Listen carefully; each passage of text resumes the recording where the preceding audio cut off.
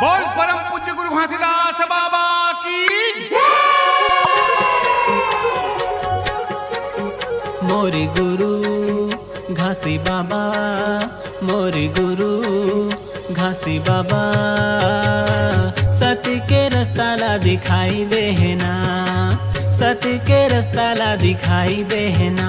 मोरे गुरु घासी बाबा, मोरे गुरु घासी बाबा, मोरे गुरु घासी बाबा, मोरे गुरु घासी बाबा, सत्य के रास्ता ला दिखाई देना, सत्य के रास्ता ला दिखाई देना। मोरे गुरु घासी बाबा, मोरे गुरु घासी बाबा, मोरे गुरु घासी बाबा, मोरे गुरु घासी बाबा, सत्य के रास्ता ला दिखाई देना, सत्य के रास्ता ला दिखाई देना।